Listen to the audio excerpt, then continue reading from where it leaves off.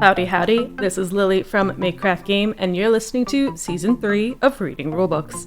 If you're listening on YouTube, make sure to like, comment, and subscribe, and check out makecraftgame.com for more content. This season, I accidentally planned a ton of Knizia games, so I figured why not dive in and do a whole Knizia season. Since it's a holiday, I wanted to keep this episode short and sweet, so today we're going to go over the rulebook for Pollen.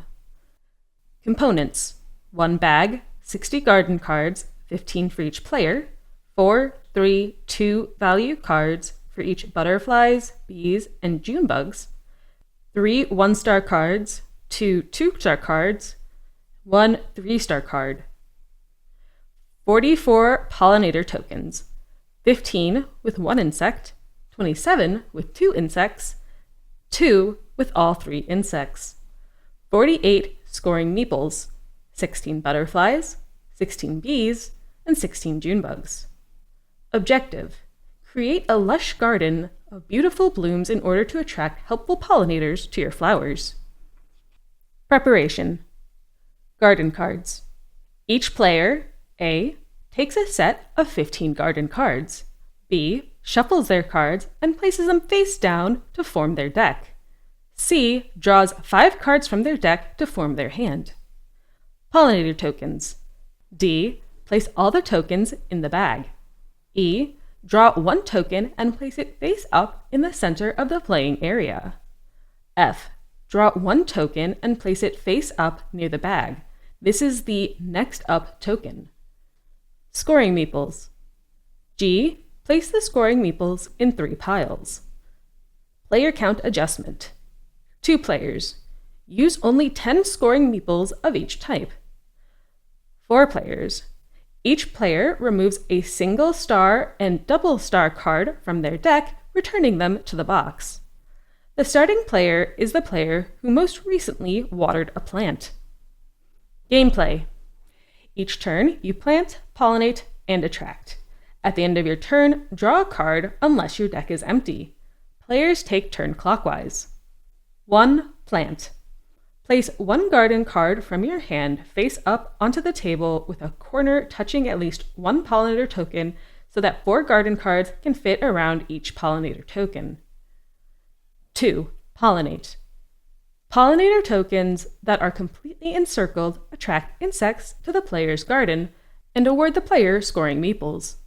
For each insect on the token, each player counts how many matching icons they have adjacent to the token. The player with the highest count takes a scoring meeple matching that insect. If there is a tie, no meeple is awarded for that insect. Each insect on the token is counted and compared separately.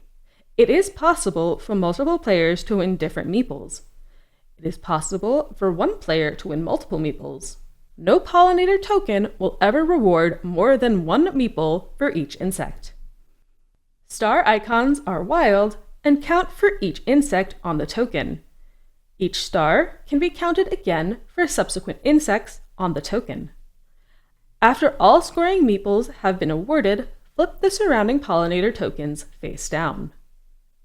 3. Attract. If there is an empty pollinator token spot adjacent to at least 2 garden cards from different players, fill in the empty spot with the next up token. If there are multiple eligible spots, the active player draws an additional next up token face up until there is a next up token for each spot, then chooses which token goes in which spot.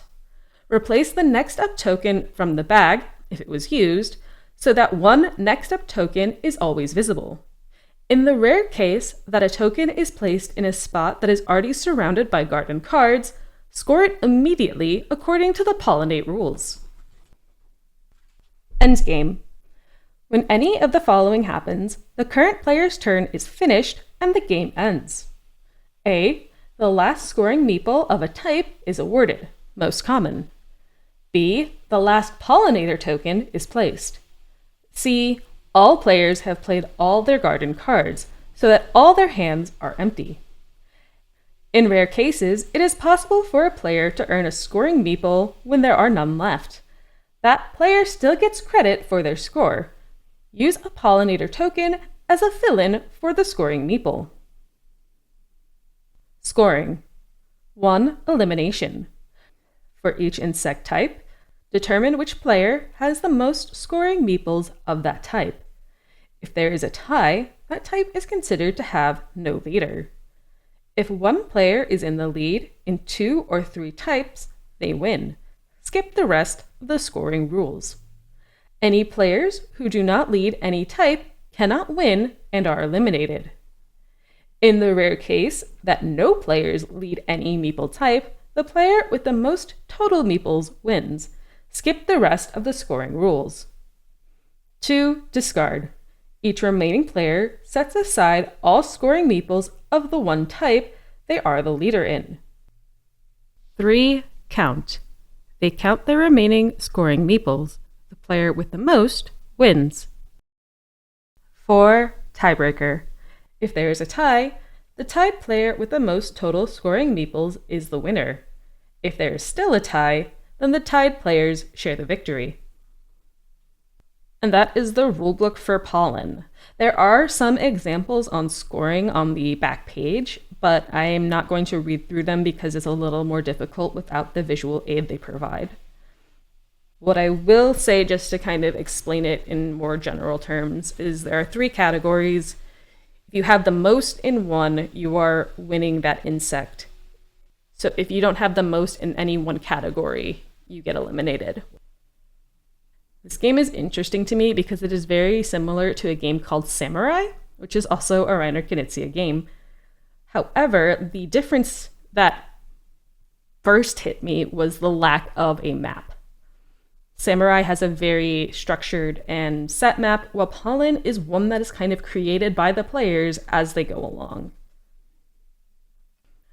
I do love the way the cards fit so perfectly around the circular pollinator tokens.